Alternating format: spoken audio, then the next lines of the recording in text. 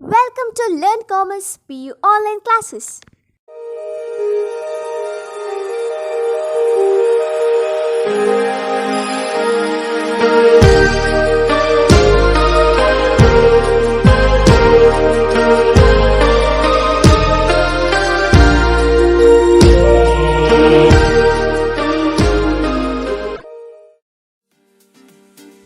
Don't forget to like our video and subscribe our YouTube channel for all the updates. नमस्कार प्यारे विद्यार्थियों, आप सबको आज के ऑनलाइन कक्षा में तहे दिल से स्वागत कर रही हूँ। आज हम पाठ के पद्य ये जो पाठ का है अंतिम घट पर आ चुके हैं। जो है मैं आपको पिछली कक्षा में हो चुका था दिल का दौरा और एंजाइना, अब वो हो गया है। उसके बाद का जो ये 7वां पाठ, ये अंतिम पाठ कह सकते हैं, क्योंकि पूरा लेसन नहीं है आपको इस बार, केवल 7 ही लेसन दिए हैं पाठ पुस्तक के अंतर्गत। पद्य में है, आधुनिक में भी वैसे ही आपको बाद में पता चलता है। ये जो मैं पाठ कर रही हूँ, लेसन कर रही हूँ, उसमें जो है आखिरी पाठ है, उसका नाम है बद्रीनाथ यात्रा। बद्रीनाथ यात्रा जो है, हम लोग जाते हैं तो किधर भी यात्रा करने के लिए जाएंगे, टूर करने के लिए जाएंगे, तो हमारे जो अनुभव को हम लोग बोलते। ये जो है लेखक कौन है? लेखक विष्णु प्रभाकर जी ने जो यात्रा किए थे बद्रीनाथ यात्रा, उसके लिए उन्होंने मेरी बद्रीनाथ यात्रा के हिसाब से उन्होंने बता रहे हैं। हम जो जाते हैं, हमारा अनुभव, हमारा एक्सपीरियंस हम दूसरों से कहते हैं, वहाँ पे ऐसा है वैसा है, ऐसे सब बताते हैं। लेकिन ये लेखक जो है विष्णु प्रभाकर जी ने बद्रीनाथ यात्रा पर गए थे, वहाँ पे क्या अनुभव किया है, क्या क्या देखा है, कैसे लगा है यात्रा, और बद्रीनाथ की विशेषता के बारे में इस पाठ में दिया गया है। तो इसके लिए उन्होंने हेडिंग डाले हैं, शीर्षक दिए हैं मेरी बद्रीनाथ यात्रा। जो मेरी बद्रीनाथ यात्रा के लेखक के विष्णु प्रभाकर जी के बारे में थोड़ा जानना आवश्यक है। लेखक परिचय। विष्णु प्रभाकर जी का जन्म 21 जून 1912 को मुजफ्फरनगर उत्तर प्रदेश के मीरापुर कस्बे में हुआ था। आपको बचपन से ही लेखन में रुचि थी। आपने प्रारंभ में प्रेम बंधु तथा विष्णु नाम से रचनाएं लिखी। आपने सुशील नाम से समीक्षाएं भी लिखी। आपने एक जिज्ञासु के रूप में हिमालय सभी तीर्थ स्थलों सहित लगभग संपूर्ण भारत का भ्रमण किया। आप भारत सरकार के विभिन्न मंत्रालयों में हिंदी सलाहकार समिति के सदस्य रहे। जमुना गंगा के नहर में अभियान और यात्राएं, हस्ते निर्झर दहकती भट्टी, हिम शिखरों की छाया में ज्योतिपुंज हिमालय आदि आपके प्रसिद्ध यात्रा वृतांत है। इसके अतिरिक्त आपने साहित्य की विविध विद्याओं पर लेखनी चलाकर हिंदी साहित्य की श्रीवृद्धि की है। विष्णु प्रभाकर से रचित मेरी बद्रीनाथ यात्रा एक प्रसिद्ध यात्रा वृतांत है। हिमालय की सुरम्य प्रकृति को देखते ही अकवि भी कवि, अदार्शनिक भी दार्शनिक बन जाता है। यहाँ भारत के कोने कोने से लोग आते हैं। हिम शिखरों की भव्यता मनमोह लेती है। गंगा के अनेक रूप, गरुड़ गंगा, विष्णु गंगा, पांडुकेश्वर मंदिर, शहतूत के वृक्ष, कुबेर शिला आदि दर्शनीय स्थलों के बाद बद्रीनाथ नारायण का मंदिर आता है। इस मंदिर में सरल भक्ति और प्रकृति के वैभव का आकर्षण है। इस पाठ को यहाँ पे क्यों रखा है? क्योंकि ये एक दार्शनिक स्थानों के प्रति रुचि पैदा करने के लिए दिए हैं। विद्यार्थियों को ज़्यादातर पसंद आता है टूर या यात्रा कहते समय सब लोग ज़्यादातर रेडी हो जाते हैं, क्योंकि ये यात्रा सब छात्रों के साथ मिलकर जाना मज़ा ही और रहता है। इसलिए दार्शनिक यात्राओं में रुचि पैदा करने के लिए विष्णु प्रभाकर जी विद्यार्थियों को यहाँ पे बता रहे हैं। और इस पाठ का चयन किया गया है कि विद्यार्थियों में दर्शनीय स्थानों के प्रति रुचि बढ़ाने के उद्देश्य इस यात्रा वृतांत का चयन किया गया है। दर्शनीय स्थलों पे हम लोग को जाने के लिए मौका नहीं मिलता है। सब मिलकर ज़्यादातर स्कूल कॉलेजों में दर्शनीय स्थल यात्राएं करवाते हैं और हम भी जाने के लिए तैयार रहते हैं, क्योंकि मिलजुल कर जाके वहाँ पे देखने के लिए बहुत और वहाँ पे प्रेक्षणियों के लिए और ही अलग तरीके से वहाँ पे अरेंजमेंट करके रखते हैं। इसलिए दर्शनीय स्थानों को यात्राओं द्वारा जाना चाहिए, जाने के लिए लेखक यहाँ पे प्रेरित करते हैं। और इन्होंने बद्रीनाथ यात्रा को देखा है, यात्रा गए हैं, तो यहाँ पे उन्होंने क्या क्या देखा है, क्या क्या हमें बता रहे हैं, उनका अनुभव उन्होंने देखा है उसके बारे में यहाँ पे दे रहे हैं। तो लेखक विष्णु प्रभाकर जी बोल रहे हैं यहाँ पे, कालिदास ने हिमालय को नागाधिराज व्यर्थ ही नहीं कहा है। सदा बर्फ से ढका रहने वाला यह पर्वत संसार का सबसे ऊंचा पर्वत ही नहीं, सबसे सुंदर भी है। जो नागाधिराज व्यर्थ ही नहीं कहा था कि ये हिमालय के, कालिदास हिमालय के बारे में इन्होंने कहा है कि यहाँ पे बर्फ से जुड़ा हुआ ये पर्वत संसार में सबसे बड़ा पर्वत ही नहीं और सबसे सुंदर ये जो है पर्वत है। देखते समय मनमोहक हो जाता है इस सुंदर दृश्य को देखते। इसके लिए ऊंचा पर्वत ही नहीं है, सुंदर पर्वत कहा गया है। इसके आंचल में न जाने कितनी उन्मदीनी सदा नीरा गंगाएं निरंतर अलग जगाती रहती है। इसी के देवदारू और भोजपत्र के वैभवशाली वनों में हिंसक पशुओं के साथ नाभि में सुगंध भरे कस्तूरी मृग रहता है। यहाँ जहाँ एक और संसार प्रसिद्ध सिद्धों ने ज्ञान सिद्ध किया, वहाँ तीनों लोक के रूप की रानी उर्वशी ने भी जन्म लिया है। यहाँ पे उर्वशी का भी जन्म हुआ था। यही हर समय नाना रूप रंग वाले पक्षियों का कलरव होता रहता है। यही क्षण भर में उत्तुंग हिम शिखरों की रजत चोटियां अरुण किरणों का मुकुट पहनकर इंद्रधनुष का वर्णन करती है और दूसरे ही क्षण ठंडे कोहरे के श्वेत अंधकार में खो जाते हैं। ऐसे प्रदेश में पहुंचकर अकवि भी कवि और अदार्शनिक भी दार्शनिक बन जाता है। जब यहाँ पे हिमालय की चोटी पर हम चढ़ेंगे तो वहाँ पे देखेंगे तो हमने सुबह कब हो गया और शाम कब ढल गया पता ही नहीं चलता है। तो जब इन्होंने देखा कि जो है वहाँ का सिचुएशन और वहाँ के जो परिसर को देखा है, तो ये लेखक कह रहे हैं ये प्लेस, ये स्थान केवल इंसानी ने यहाँ पे उर्वशी का भी जन्म हुआ है।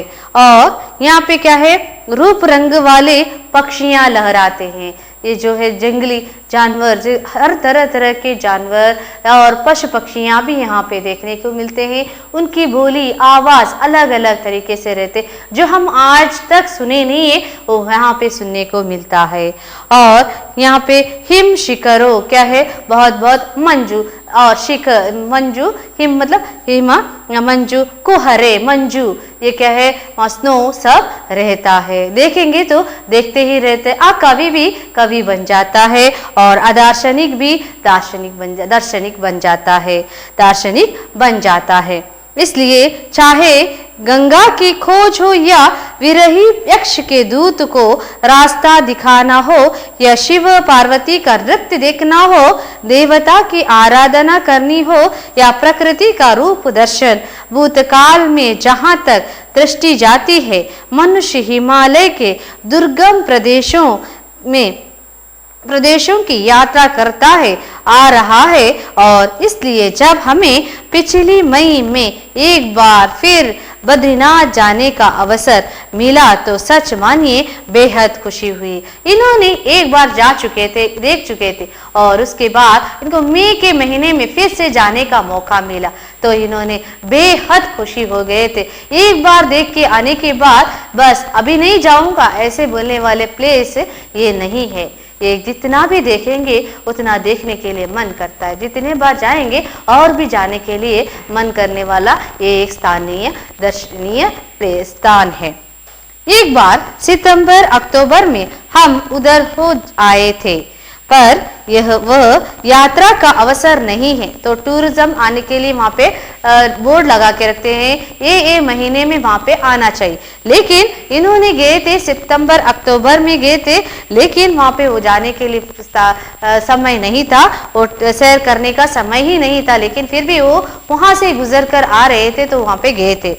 निपट नीला आकाश, निर्मल जल, भीड़ नहीं, मेघ, कुहरे और हिम के आवरण से मुक्त प्रकृति, आंखें जहां अटक जाती है मन भी वहीं रम जाता है। तो उतना भीड़ जब इन्होंने गए थे वो मई में गए थे तो क्या है, तो बहुत भीड़ था, सब कुछ देखने के लिए आनंद दिखाई देता था, मन को शांति मिलती थी और भी देखने के लिए मन करता था, वहां से वापस आने के लिए दिल चाहता नहीं था। लेकिन इन्होंने सितंबर अक्टूबर में गए थे तो वहां पे उतना पहले जैसे नहीं था। जब मई में गए थे तब से अब अलग ही था, ये सैर करने का समय नहीं था, फिर भी इन्होंने गए थे, लेकिन वैसा भीड़, कुहरे, मेघ सब नहीं थे, मंजू सब नहीं था।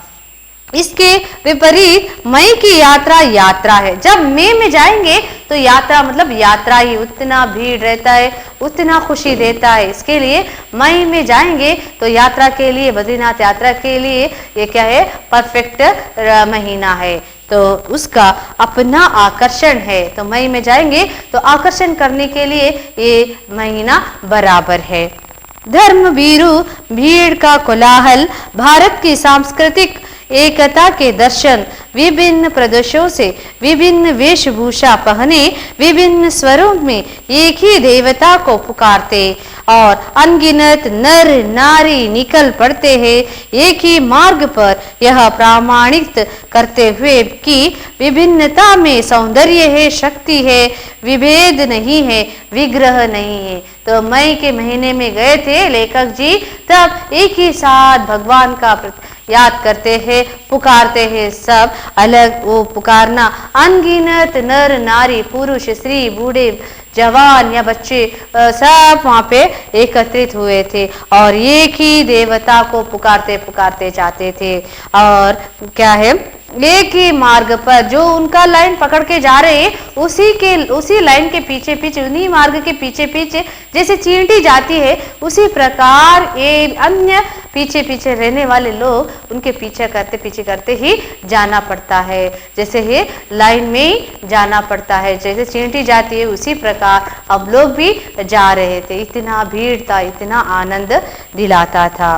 हमारा दल भी ऐसा ही दल था। जब यात्रा जाते हैं, टूर जाते हैं तो अकेले अकेले जाना बोरिंग है, बहुत ही मजा नहीं आता है। सब लोग मिलके जाएंगे तो खुशी, आनंद और ही दूसरा ही रहता है। तो ये इनका दल या टीम था, अलग ही था। ड्रीम बना के गए थे, उसमें स्त्री और पुरुष, युवक और वृद्ध और वैष्णव और जैन, व्यापारी और विद्यार्थी, शासक और संपादक, प्रकाशक और लेखक, राजस्थानी, हिंदी और मराठी भाषा भाषी सभी थे। इनका जो एक दल था उसमें इतने लोग थे। सीधे बद्रीनाथ जाने के लिए चाहे आप पौड़ी होकर जाए या Haridwar, name of the place, जो प्लेस का नाम बताए, स्थान का नाम है, पौड़ी होकर जाए या हरिद्वार होके भी जा सकते हैं। आप पीपल कोटी तक बस जाती है, वहां से कुल 31 मील का पैदल मार्ग रहता है। 31 माइल तो क्या है, चल के जाना पड़ता है। मार्ग है, वहां पे गाड़ी या बस या कार कुछ भी नहीं है। पीपल कोटी तक ही बस रुकती है, उसके बाद पैदल जाना पड़ता है, वो भी कितना, 31 मील जाना पड़ता है। लेकिन हम लोग यात्रा के नियम के अनुसार पहले केदारनाथ गए। तो फर्स्ट जाना है कहाँ पे, केदारनाथ। वहां से लौटते हुए बीच में से हम एक ऐसे मार्ग पर मुड़ गए जो हमें चमोली पहुंचाता था। वहां से पीपल कोटी के लिए बस मिलती है। इसी मार्ग पर केदारनाथ की शीत ऋतु की राजधानी उसी मठ और हिंदुओं का सबसे ऊंचे स्थान पर बना हुआ मंदिर तुंगनाथ है। यह मार्ग अपेक्षाकृत भयानक है, इसलिए इसका सौंदर्य भी अभी अछूता है। तो बहुत ही अच्छा स्थान है, ये सौंदर्य युक्त हुआ स्थान है हिंदुओं के लिए। और हिंदू मंदिर है वहाँ पे, एक तुंगनाथ मंदिर है। और हम उससे आगे जाते हैं लेखक, हम प्रतिदिन सवेरे क्यों कैसे जाते थे आगे देखिए। तो हम प्रतिदिन सवेरे 3 बजे उठते थे, सुबह सुबह जल्दी 3 बजे उठते थे लेखक और उनके दल। बिस्तर समेटते, नित्य कर्म से छुट्टी पाते और 12 वाहकों को सामान सौंपकर 4 बजे तक आगे बढ़ जाते हैं। वहाँ पे 12 वाहकों मतलब क्या है, लाना ले जाना काम करने वाले रहते हैं, उन रवानेदार कहते हैं। तो वो वहाँ से उनको पूरा सामान सौंप देते थे देखभाल के लिए, और हम क्या करते थे वहाँ पे प्लेस छोड़ के आगे जाते थे। देखने के लिए आए हैं, देख के जाएंगे, पूरा घूम के जाते थे, इसके लिए ऐसे करते थे। 3 बजे उठ के उतना है देखने के लिए वहाँ पे, इसलिए 3 बजे उठ के अपना नित्य कर्म करके सब अब निकलते थे। बिजली की रोशनी में जीने वाले हम लोग जैसे उस प्रदेश के प्राकृतिक प्रकाश में राहत पाते थे। बीच बीच में क्या है, हमें सांस लेने के लिए रुकते थे, क्या मतलब थकान हो जाती थी, चलना ही है वहाँ पे, दूसरा नहीं है व्हीकल, सब कुछ भी नहीं, चल चल के ही जाना था, आगे आगे बढ़ना था। तो बीच बीच में क्या है राहत मतलब उन्हें थकान हो गई तो वहाँ पे रेस्ट लेते थे। और जैसे हम वहाँ चकाचौंध की थकान उतारने ही गए थे, प्रतिदिन 12 से 18 मील तक चलते, 12 से 18 मील तक चलना पड़ता था। और कहीं ऊंचा उड़ता चला गया पथरीला पथ, और पैदल जाने का रास्ते में सिर्फ ऐसे ही नहीं है कि आप बड़े बड़े पत्थर, छोटे पत्थर, अलग अलग साइज के पत्थर रहते हैं, उसके ऊपर पैर रखना है, कुछ ना कुछ चुभता है पैर पे, ऐसा होते रहता है। और एक नीचे भागता हुआ चट्टानी मार्ग, संकरी पगडंडी एक और बूदराकार चट्टाने, दूसरी ओर अतल में बहती हुई सरिताएं, कहीं सघन वन और तरह तरह के पेड़, जंगली फूल, चहचहाती पक्षी, कहीं तेज धूप, निपट छायाहीन मार्ग, कहीं भयंकर शीत और कहीं वर्षा, बर्फ, तूफान। ये चलते चलते समय पैरों के नीचे बड़े बड़े पत्थर या कुछ ना कुछ ये कांटा सब रहता था। और एक ही जगह में जो चट्टान रहता है, कल्लू चट्टान मतलब स्टोन जो रहता है, दूसरे जगह में देखेंगे और ही अलग टाइप का चट्टान रहता था, दूसरी और ऊंच नीच रहता था, चढ़ाव उतार रहता था। और क्या है अपने बाएं और दाएं ओर में सरिताएं, छोटी छोटी पानी जाने की जो लहरें रहने वाले छोटी छोटी नदियां छोटी रहती थी, जैसे हम पौंड कहते हैं वैसे रहते थे। और पेड़ रहता था, जंगली फूल मिलते थे, देखने बहुत सुंदर रहते थे ये फूल, और चहचहाते हुए रहते थे पक्षी। और कभी कभी क्या है थोड़ा आगे जाने में ठंडा रहता था, थोड़ा आगे जाएंगे तो धूप में रहना पड़ता था, बहुत पसीना पसीना आ जाता था। तो उसी प्रकार तो और थोड़ा आगे जाएंगे तो बारिश आने वाले जैसा लगता था, वर्षा होने वाली अनुभव होता था।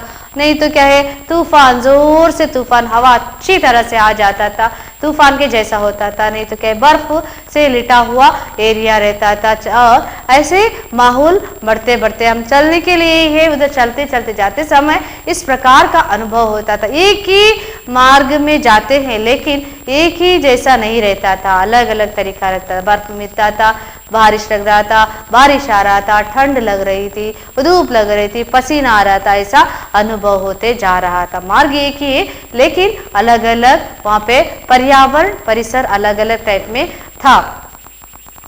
साथ में चलता या यात्रियों का कारवां तरह तरह की पोशाकें पहने, तरह तरह की बोलियां बोलते, धनी निर्धन, स्त्री पुरुष, बालक बूढ़े, कुछ तो आंखों में समा कर रह गए हैं। ये अकेले ही नहीं है, लेखक और उनके दल ही नहीं है, बहुत सारे लोग थे, उनके रहन सहन अलग थी, बहुत स्थलों से उन्होंने वहाँ पे लोग आते थे, केवल एक ही जगह से नहीं, अलग अलग देशों से भी आ जाते थे। दर्शनीय स्थल है और भगवान की दर्शन के लिए भी आते थे और ये यात्रा के लिए भी बहुत से लोग देखने के लिए आते थे। तो अलग अलग वेशभूषा थी, रहन सहन अलग था, उनकी बोलियाँ भाषा अलग अलग था। तो यहाँ पे जो है कि भाषा है उससे भी अलग भाषा रहती थी, रहने वाले लोग भी वहाँ पे मौजूद थे। तो ऐसे में वहाँ पे कौन बड़ा आदमी है, कौन गरीब है, ऐसे पता नहीं चलता, सबके साथ चल के जाना था। मैं अमीर हूँ, मैं कार में ही जाऊँगा, मुझे मैं चल नहीं सकता, ऐसे वैसे नहीं बोल सकते थे, क्योंकि सब समान रूप से चलना पड़ता था।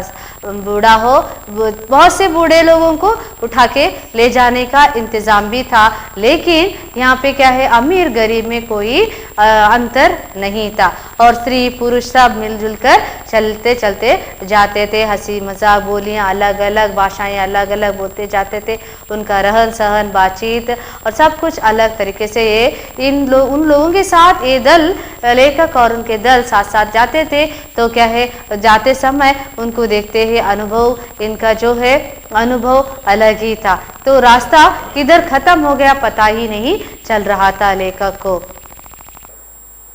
उसके बाद उन्होंने क्या, कहाँ पे गए, क्या देखे, देखिए तारकेश्वर की वह 83 वर्ष बुढ़िया, जिसके मुंह में दांत ना पेट में दान, 8 वर्ष की वह प्यारी बच्ची संध्या, और जो 200 मील के उस दुर्गम पथ पर पैदल चली बंगाली दल की वह धर्मभीरू तरुणी, जब भी बोलती आदर और स्नेह झलझला पड़ता।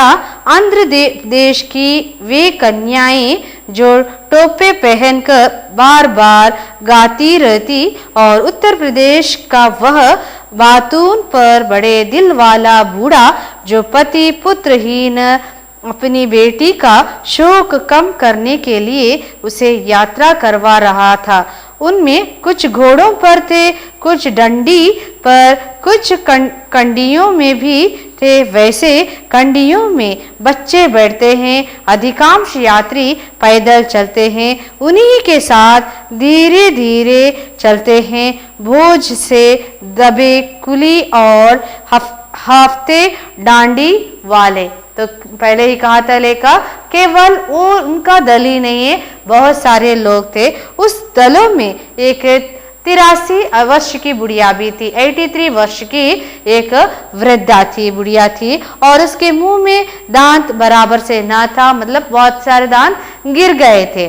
और 8 वर्ष की बच्ची थी, उसका नाम संध्या था, और 200 मील के उस दुर्गम पथ पर पैदल चली बंगाली दल की, बंगालियों का एक दल था, उस दल में धर्मवीर तरुणियां थी, और वो लोग बोलते बोलते गाते गाते चलते जा रहे थे और स्नेह पूर्ण छल छलाते जा रहे थे। कोई भी हो, टूर जाते समय, यात्रा जाते समय चुपचाप ऐसे ही नहीं, तो मरण हो तो चुपचाप ऐसे जाते, लेकिन मजा का या हंसी मजाक का जो प्लेस रहता है, वहाँ पे हंसते कूदते और उधर इधर देखते, चिल्लाते, आवाज देते जाते। आपको भी अनुभव होगा यात्रा के जाते समय किस प्रकार होता है, आप भी सोचे होंगे। इस प्रकार वहाँ पे कूदते सब कुछ जा रहे थे चल। और आंध्र प्रदेश के जो है कन्या थी, स्त्रियां या महिला, उनका जो पहन अलग ही था और उनके कपड़े अलग ही थे, सिर पे टोपी डाल के जा रहे थे, और दिल वाले टोपे पहनकर बराबर बारे बार वो गाना गाते जा रहे थे। और बातूनी करने वाले, मतलब 24 घंटे बात करते करते जाने वाले भी उसमें लोग थे, बातें करते जाने वाले भी लोग थे, चुपचाप भी जाने वाले थे, गाना गाते जाने वाले थे, नाचते जाने वाले भी थे, और अलग अलग तरीके के लोग थे। जो पुत्रहीन, जो है पति पुत्रहीन सब लोग जाते हैं, क्योंकि जो भी हो भगवान के दर्शन के लिए जाते हैं वहाँ पे, तो कुछ ना कुछ दिल में दुख हो जाता है।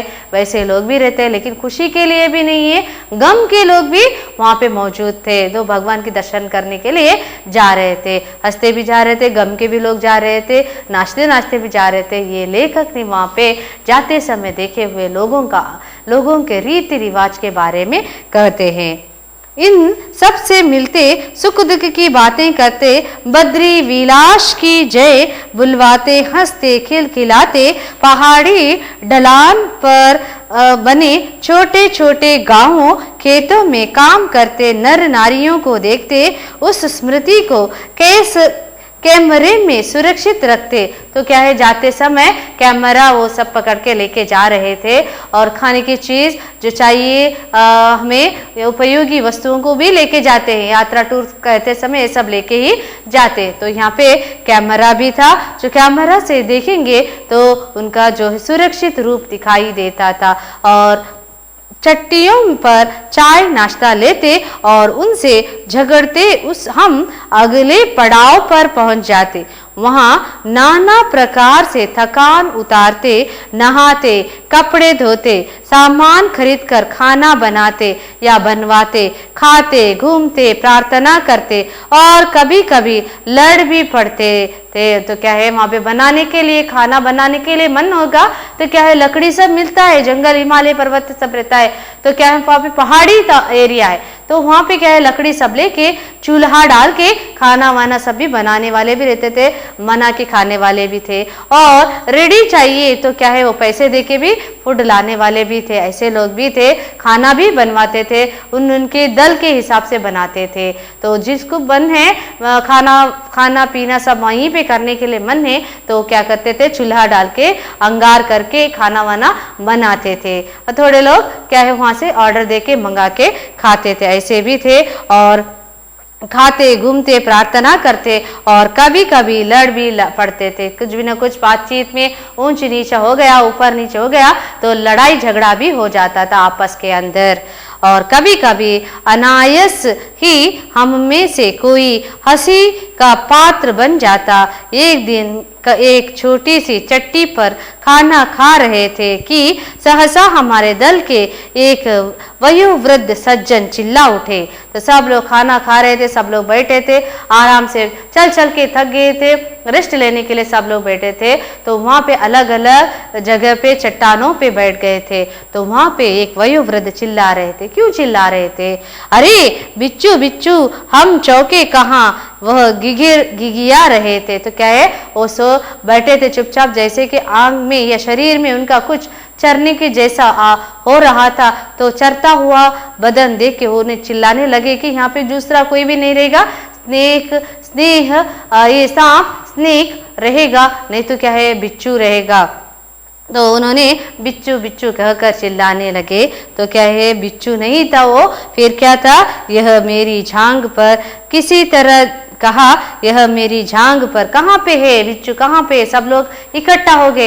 ये बिच्छू बिच्छू कहकर चिल्ला रहे थे। तो सब लोग आ गए कि उनके बदन में बिच्छू घुस गया है क्या, देखेंगे। तो उन्होंने कहा उनके झांग मतलब तोड़ो, या वहाँ पे थाई में था बिच्छू। तो ऐसे बोल रहे थे वयोवृद्ध। तो सब क्या है, अंधेरा भी हो गया था, दिखाई भी नहीं रहता, थोड़ा थोड़ा शाम होने लगा, ढलने लगा था। तो हम मोमबत्तियां उठाकर उसे पकड़ने दौड़े, पर जानते हैं वह क्या निकला। सब लोग क्या है, अभी वो आदमी को, वयोवृद्ध को उठाएंगे तो क्या है, कपड़ा छानवान करे तो क्या है, वहां से भाग गया। तो बिच्छू किधर है, चाबेगा, काटेगा किसी को भी, इसके लिए पकड़ने की कोशिश के लिए सब लोग इकट्ठे हो गए, मोमबत्ती से देख रहे थे कहाँ गया बिच्छू, देखना है। लेकिन वो बिच्छू नहीं था, चाबियों का गुच्छा जो उनकी जेब से लटक कर झांग पर आ गया था। चाबियों का गुच्छा, तो बंडल ऑफ कीस। तो क्या है, वो था की या की जो चाबी वो था उनका, उसमें बहुत सारे चाबी थे। तो वो चाबी का गुच्छ झड़ के नीचे पड़ा था, उनकी झांग पर, थाई पर आ गया था। तो इन्होंने सोचा वो कि बिच्छू है, तो चाबियों का गुच्छा था। लेकिन ये खताएं कहाँ तक कही जाए, उसी मठ होते हुए 29 मई को सवेरे ठीक 4 बजे हम तुंगनाथ की ओर चले। 1280 फुट ऊंचे इस शिखर से हिम शिखरों का जो भव्य दृश्य देखने को मिला वह अपूर्व था। शिखर जो क्या हिम शिखरों मतलब क्या है, बहुत से मंजिलिंदा कूड़िदंता। तो ये सब देखने के लिए बहुत ही आकर्षणीय प्लेस था। इतना अपूर्व कि 3 मील की वह प्राणलेवा चढ़ाई और उससे भी अधिक पैर तोड़ देने वाली उतराई हमें तनिक भी नहीं थका सके। 3 मील तक 3 मील ऊंचाई था, उतना ऊंचा चढ़ के जाना था। बहुत सी थकान हो रही थी, उतना ही घुटने दर्द हो रहे थे, पैर दर्द हो रहे थे, थकान हो गए थे, थक चुके थे। अंधकार जैसे जैसे गहराता गया वैसे वैसे ही उन शिखरों का रंग पलटता गया। जैसे कि शाम होते गया, अंधेरा बढ़ते गया तो क्या है, वहाँ का जो है शिखरों का रंग पलटता गया, शिखर रंग कलर बदल होते गया। तो कि ये उज्जवल था, प्रज्वल था, तो क्या है, क्या शाम होते होते ढलते ढलते उसका रंग बदलते जाना, मतलब अंधेरे अंधेरे में वो दिखाई नहीं देने लगा। पहले उषा और फिर आरुद्ध किरणों ने जैसे ही उनका स्पर्श किया, प्रकृति छठ आंगड़ाई लेकर उड़ बैठी। तब तक एक के बाद एक शिखर स्मित हास्य से लगभग जगमग कर उठा, जैसे अप्सरों खिलखिला उठी हो। इनकी इंद्र धनुषी साड़ी हवा में उड़ने लगी हो। बुरांस के फूल झूम झूम कर नाचने लगे, पक्षी संगीत संजोने लगे। गंगोत्री, जमुनोत्री, केदारनाथ, बद्रीनाथ, चौखंबा सभी रजत शिखर सूर्य के प्रकाश में चमक रहे थे। चौखंबा तो ऐसा लग रहा था जैसे देवताओं के खेल के मैदान को किसी कुशल चित्रकार ने धवल रंग में लिख दिया है। तो रात का जो सीनरी या सिचुएशन अलग ही था। तो हम देखते समय अंधेरे में किधर भी देखेंगे कुछ और ही हमें दिखाई देता है। उसी तरह यहाँ पे भी शिखर ने साड़ी पहनकर बैठी है वैसे लगता था। और अलग अलग जो जिन्होंने अंधकार में इन्होंने देखा है उसको यहाँ पे विवरण दिए रहते। तो क्या है, हम जो सोचते हैं वैसा हमें लगता है, लेकिन कब वहाँ पे कुछ नहीं रहता। हम सोचते हैं ये क्या है, कुछ अंधेरे में रहेगा, वो बच्चा है, सोचेंगे तब हमें वैसे ही दिखता है। बूढ़ा है वैसे ही दिखता है, बूढ़े के जैसा हम जो सोचेंगे, हमारा इमेजिनेशन वैसा रहेगा तो वैसे ही हमारे दिल में आ जाएगा, तो मन में भी आ जाता है। ऐसे जो है लेखक का अनुभव ऐसे दिखाई दे रहा था।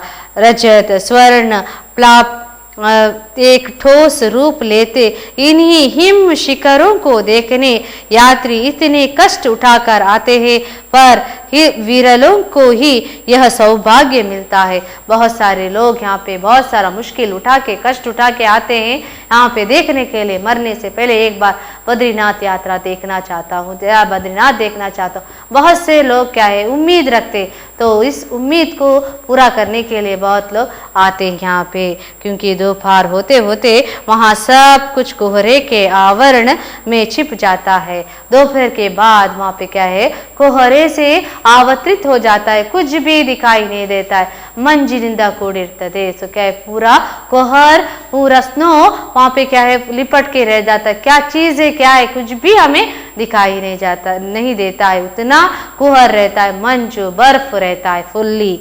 उस सौभाग्य को हम देर तक आंखों में संजोते रहे, पर कब तक क्या है, हम वेट करते बैठेंगे, वहाँ पे रुकेंगे कि अभी जो है बर्फ जाएगा, हमें दिखाई देगा, कोहर निकल जाएगा, देखेंगे। ऐसे ही हम वहाँ पे रुक कर देखेंगे तो भी हमें रुकना ही पड़ेगा, लेकिन हमें दिखाई कुछ भी नहीं देगा, वैसे के वैसे ही रह जाता है। कितना टाइम तक हम वहाँ पे रुकेंगे देखने के लिए, मन उल्लास से रहता है, लेकिन देखने के लिए मौका नहीं मिलता है। बद्रीनाथ हमें पुकार रहे थे, जो तुंगनाथ सागर वन सभी पीछे छूट गए।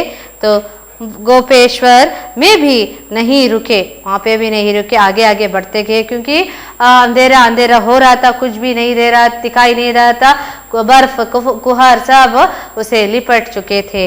यहाँ के प्राचीन मंदिर, उसकी मूर्तियों और त्रिशूल रूपी स्तंभ पर प्राचीन लेख देखकर हमने शिव की घाटी से विदा ली। वहाँ से हमने वापस आ गए, शिव की घाटी तक गए और वहाँ से विदा ली, वापस चले आए। अब हम विष्णु अर्थात बद्री नारायण के प्रवेश में थे। चमोली पहुंचकर बस पकड़ी और पीपल कोटी आकर रुके। यहाँ से फिर पैदल यात्रा का आरंभ था, तो वहाँ तक उन्होंने गए थे। उसके बाद वहाँ से क्या चल के जाने की जरूरत नहीं है, बस पकड़ के जाना पड़ता था। कहाँ पे जाने के लिए निकले थे? बद्री नारायण प्रवेश में थे। चमोली पहुंचकर बस पकड़े, तो नेम ऑफ द प्लेस है चमोली, और वहाँ से बस पकड़ के वहाँ पे पीपल कोटी तक आप पहुँचे। वहाँ से वहाँ तक बस के इंतजाम था, बस जाती थी। उसके बाद वहाँ से फिर से हम क्या करना था, पैदल चलना पड़ता था, वॉक जाना पड़ता था, पैदल जाना पड़ता था। उसके बाद का जो है पीपल कोटी से उन्होंने वहाँ से पैदल चल के जा रहे थे, वहाँ से उन्होंने क्या क्या देखा है हम देखेंगे अगली कक्षा में। हम फिर हाजिर होंगे अगले भाग को लेके, तब तक के लिए धन्यवाद। Don't forget to like our video and subscribe our YouTube channel for all the updates.